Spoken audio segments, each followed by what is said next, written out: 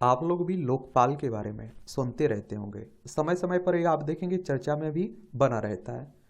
आखिर ये लोकपाल होता क्या है? क्योंकि आप देखिए जब लोकपाल को लाने की बनाने की बात हो रही थी और आप देखते हैं कि बिल पास हुआ और कानून बना और इसकी स्थापना हुई, तब ऐसा माना जा रहा था कि कोई जादू की छड़ी आई हुई है और देश से भ्रष्टाचार खत्म हो जाएगा, अच्छे से जांच होगी मामलों की। लेकिन वही सब लोग अब आप देखें सवाल भी उठाने लगे हैं इस पर। तो आज हम लोग इसके बारे में एक सामान्य जानकारी देखते हैं कि आखिर लोकपाल होता क्या है, कैसे काम करता है, इसका क्षेत्राधिकार क्या है और किस तरह से इसे शक्तियां मिली हुई हैं। और आप देखते हैं कि अन्ना आंदोलन आप लोगों ने सुना होगा, ये आप देखेंगे जन लोकपाल के लिए ही था। और इस आंदोलन से आप देखें अरविंद केजरीवाल, मनीष सिसोदिया, इस तरह के बहुत सारे नेता भी निकले निकले हुए हैं। तो आप देखिए कुछ ये अभी चर्चा में इसलिए बना हुआ है क्योंकि कुछ दिन पहले ही भारत के लोकपाल ने क्षेत्राधिकार की सीमाओं का हवाला देते हुए एक याचिका पर विचार करने से इनकार कर दिया। ये मामला उत्तर प्रदेश में खुदकुशी करने वाले एक सरकारी अधिकारी की पत्नी का है। उनका कहना था कि वह इस याचिका पर विचार नहीं कर सकते क्योंकि ऐसा करना उनके क्षेत्राधिकार के बाहर है। कौन कह रहा है? ये लोकपाल कह रहा है। हालांकि आप देखेंगे अपने क्षेत्राधिकार से बाहर होने के बावजूद लोकपाल ने इस मामले के की आगे की जांच के लिए शिकायत को केंद्रीय पर्यटन सचिव के पास भेज दिया है। इस पूरे मामले में लोकपाल ने यह भी स्पष्ट किया है कि उसके उनके पास प्रमुख सचिव पर्यटन एवं संस्कृति और उत्तर प्रदेश के महानिदेशक के खिलाफ शिकायत दर्ज करने का अधिकार नहीं है। उन्होंने बताया कि आपराधिक गतिविधियों से जुड़ा यह मामला आपराधिक कानून और प्रक्रिया के दायरे में आता है। अब आप देखिए ऐसे में सवाल उठता है कि आखिर भारत में लोकतंत्र के पास क्या क्या अधिकार हैं और वह कब और किसके खिलाफ कार्रवाई कर सकते हैं। सबसे पहले खुशी का मामला देख लीजिए। कुछ दिन पहले ही उत्तर प्रदेश में एक अधिकारी ने आत्महत्या कर अपनी जान दे दी थी और आरोप लगा कि कथित तौर पर उस सरकारी अधिकारी पर स्वदेश दर्शन योजना के तहत केंद्र सरकार की परियोजनाओं के क्लोजिंग सर्टिफिकेट पर हस्ताक्षर करने के लिए दबाव बनाया जा रहा था। अपने सीनियर अधिकारियों के दबाव में आकर उस अधिकारी ने खुदकुशी करने का फैसला ले लिया और अब उस सरकारी अधिकारी की पत्नी ने याचिका दर्ज कर पूरे मामले की जांच की मांग की है। और देखिए उत्तर प्रदेश की बात करें तो ये उत्तर प्रदेश है, लखनऊ इसकी राजधानी है, अंतर्राष्ट्रीय सीमा नेपाल से लगती है। राज्यों में बिहार, झारखंड, छत्तीसगढ़, मध्य प्रदेश, राजस्थान, हरियाणा, हिमाचल प्रदेश, उत्तराखंड और दिल्ली से लगती है। विधानसभा में 403 सीटें, विधान परिषद भी है जिसमें 100 सीटें, राज्यसभा में 31 सीटें, लोकसभा में 80 सीटें आपको देखने को मिलेंगी। यहाँ लोकपाल क्या है और क्या काम करता है? तो मनमोहन सिंह सरकार के दूसरे कार्यकाल के दौरान जब देश बुरे दौर से गुजर रहा था, उस वक्त सार्वजनिक क्षेत्र में भ्रष्टाचार खत्म करने के लिए अन्ना हजारे और अरविंद केजरीवाल ने एक बड़ा आंदोलन शुरू किया और इस आंदोलन को पूरे देश से भारी समर्थन भी मिला। इस आंदोलन की मांगों में से एक प्रमुख मांग थी लोकपाल कानून को लागू करना। और अन्ना हजारे के इस आंदोलन ने यूपीए सरकार दो को बुरी तरह से हिलाकर रख दिया और आखिरकार जनवरी 2014 में लोकपाल लोकायुक्त कानून 2013 लागू हो गया था। और अब साल 2014 में नरेंद्र मोदी सर की सरकार सत्ता में आई और इस सरकार का भी पहला कार्यकाल लगभग खत्म होने वाला था। और आप देखिए लेकिन देश में लोकपाल की नियुक्ति नहीं हो रही थी और आखिरकार साल 2019 में सुप्रीम कोर्ट को अल्टीमेटम देना पड़ा और इस सख्ती का नतीजा यह निकला कि सुप्रीम कोर्ट के पूर्व न्यायाधीश जस्टिस पीसी घोष के भारत का पहला लोकपाल नियुक्त किया गया। किसे? पीसी घोष को। उनकी नियुक्ति की अधिसूचना राष्ट्रपति कार्यालय की ओर से जारी की गई थी और ऐसा कहा जाता है कि अन्ना का जो आंदोलन था ना, वही फायदा बीजेपी को मिला कि सत्ता में आई और आप देखते हैं कांग्रेस को उसका नुकसान होना हुआ था।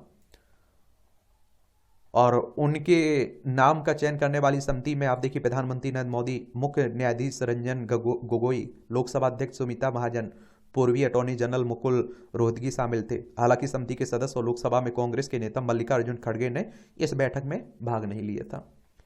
कौन है देश के पहले लोकपाल? तो जस्टिस पिनाकी चंद्र घोष। पीसी घोष का जन्म 1952 में हुआ था। उनके पिता का नाम शंभू चंद्र घोष। पीसी घोष ने कानून संबंधी पढ़ाई कोलकाता से की और कोलकाता हाईकोर्ट में वह साल 1997 में जज भी बने। फिर आप देखिए यहाँ से पीसी घोष की यात्रा शुरू हुई। दिसंबर 2012 में वह आंध्र प्रदेश हाईकोर्ट के मुख्य न्यायाधीश बनते हैं। मुख्य न्यायाधीश रहते हुए उन्होंने एआईएडीएमके की पूर्व सचिव शशिकला को भ्रष्टाचार के एक मामले में सजा भी सुनाई थी।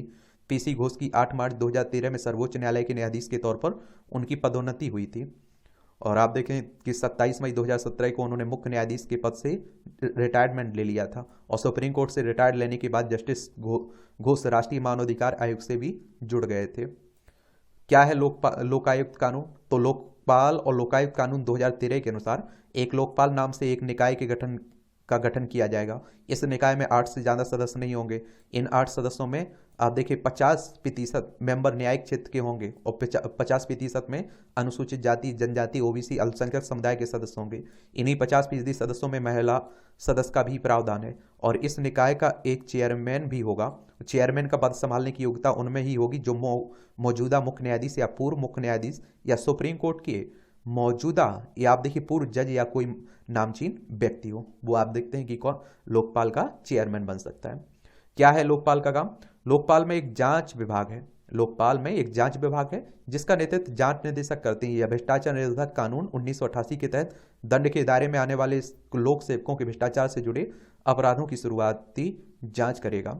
लोकपाल कानून के अंतर्गत एक छोटे सरकारी कर्मचारी से लेकर कुछ शर्तों के साथ प्रधानमंत्री तक जांच के दायरे में आ सकते हैं। लोकायुक्त कानून के तहत किसी भी व्यक्ति के खिलाफ पुख्ता सबूत हो तो लोकपाल के पास सीधा शिकायत की जा सकती है। अगर लोकपाल को शिकायत और सबूतों में दम नजर आता है तो वह सीबीआई और सीबीसी को जांच करने के लिए कह सकता है। यानी कि प्रधानमंत्री की जांच हो सकती है। बस कुछ आप देखते हैं दायरे हैं उसके भी। लोकपाल कानून की खासियत अगर हम लोग देखें तो इस कानून की खासियत है कि केंद्रीय स्तर पर एक लोकपाल होगा और हर राज्य में एक एक लोकायुक्त किए जाएंगे। लोकपाल में एक अध्यक्ष और अधिकतम 8 सदस्य होंगे। और आप देखेंगे लोकपाल के सदस्यों में 50% आपको जो बताया ना कि SC ST OBC महिला और अल्पसंख्यक समुदाय के होंगे।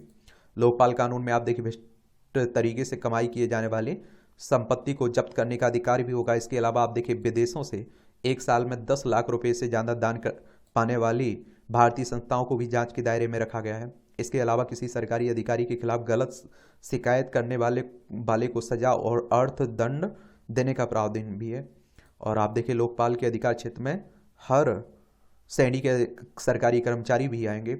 अब लोकपाल में नियुक्ति के लिए शर्तों की बात करें तो कोई भी व्यक्ति अगर हाईकोर्ट के जज के रूप में हो या रह चुके हों तो उसकी नियुक्ति न्यायिक सदस्य के रूप में हो सकती है। इसके अलावा लोकायुक्त का सदस्य बनने के लिए पूरी तरह ईमानदार, भ्रष्टाचार निरोधी नीति, पब्लिक एडमिनिस्ट्रेशन, सतर्कता, बीमा और बैंकिंग कानून और प्रबंधन के मामलों में कम से कम 25 साल का विशेष ज्ञान और विशेषज्ञता होना चाहिए, अनिवार्य है इसमें। कौन नहीं हो सकता है लोकायुक्त? किसी भी राज्य या केंद्र शासित प्रदेश की विधानसभा का सदस्य या संसद सदस्य लोकायुक्त नहीं हो सकता है। इसके अलावा ऐसा व्यक्ति भी लोकायुक्त नहीं हो सकता है जो किसी भी तरह नैतिक भ्रष्टाचार का दोषी पाया गया हो। वह व्यक्ति उसके उम्र अध्यक्ष या सदस्य पद ग्रहण करने तक 45 साल ना हुई है तो वह भी लोकायुक्त नहीं हो सकता है। ऐसा व्यक्ति भी लोकायुक्त नहीं हो सकता है जिसे किसी भी कारणवश राज्य या केंद्र सरकार की नौकरी से बर्खास्त किया गया हो। लोकपाल के इतिहास के बारे में अगर हम लोग बात करें तो दुनिया में सबसे पहले लोकपाल की आधिकारिक शुरुआत स्वीडन में 1809 में हुई थी। इसके बाद लोकपाल की संस्था का विकास 20वीं शताब्दी में और द्वितीय विश्व युद्ध के बाद तेजी से बढ़ा। 1962 में आप देखिए न्यूजीलैंड, नॉर्वे ने इस प्रणाली को अपने देश में अपनाया। फिर आप देखिए ग्रेट ब्रिटेन ने साल 1961 के ब्राट रिपोर्ट की सिफारिश पर लोकपाल संस्था को अपने देश में अपनाया। ग्रेट ब्रिटेन ही लोकतांत्रिक विश्व में लोकपाल को अपनाने वाला पहला देश बना था। इसके अलावा आप देखिए गुयाना प्रथम विकासशील देश है जिसने साल 1966 में लोकपाल कानून को अपने देश में लागू किया। इसके बाद मॉरिशस हो गया, सिंगापुर, मलेशिया के साथ भारत ने भी इसे अपनाया है।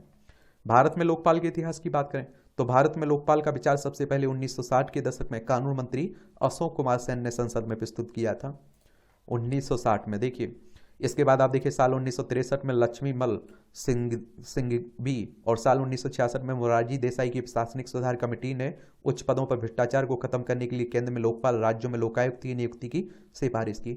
1966 में पहली बार प्रशासनिक सुधार आयोग ने सरकारी अधिकारियों के खिलाफ मिलने वाली शिकायतों को देखने के लिए केंद्रीय और राज्य स्तर पर 2 स्वतंत्र प्राधिकारियों की स्थापना की सिफारिश की।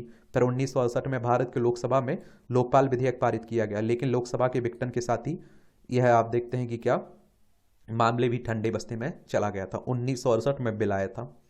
साल 2011 में तक इस विधेयक को पारित करने के लिए 8 बार प्रयास किए गए, लेकिन किसी न किसी वजह से ये सफलता नहीं मिली। साल 2002 में आप देखिए MN वेंकट चलैया की अध्यक्षता में संविधान की कार्यप्रणाली की समीक्षा के लिए गठित आयोग ने लोकपाल लोकपाल लोकायुक्त की नियुक्ति की सिफारिश करते हुए प्रधानमंत्री को इसके दायरे से बाहर रखने की बात कही थी। साल 2005 में वीरप्पा मोइली की अध्यक्षता में आप देखिए द्वितीय प्रशासनिक सुधार आयोग की तरफ से लोकपाल का पद जल्द से जल्द स्थापित किए जाने की सिफारिश की गई थी। प्रणब मुखर्जी की अध्यक्षता में आप देखिए साल 2011 में सरकार ने मंत्रियों के एक समूह को भ्रष्टाचार पर लगाम लगाने और सुझाव देने और लोकपाल विधेयक के प्रस्ताव का परीक्षण करने के लिए गठित किया था। इसके बाद अन्ना हजारे के नेतृत्व में भ्रष्टाचार के विरुद्ध भारत आंदोलन हुआ और इस आंदोलन ने केंद्र में तत्कालीन यूपीए सरकार पर दबाव बनाया और नतीजतन संसद के दोनों सदनों में लोकपाल लोकायुक्त विधेयक 2013 पारित कर दिया गया था। और आप देखिए लोकपाल व लोकायुक्त विधेयक 2013 को 1 जनवरी 2014 को राष्ट्रपति ने अपनी सम्मति दी और 16 जनवरी 2014 को ये लागू हो गया था। एक बात और आप लोगों को बता दूं कि देखिए जब कोई कानून बनाना होता है तो लोकसभा राज्यसभा में कोई प्रस्ताव आता है, उसे आप लोग विधेयक कहते हैं। लोकसभा राज्यसभा से पारित होता है, फिर आप देखते हैं कि राष्ट्रपति के पास जाता है, राष्ट्रपति उस पर अपनी सहमति देता है और वो कानून बन जाता है। तो ये पूरी कहानी है आपके लोकपाल की।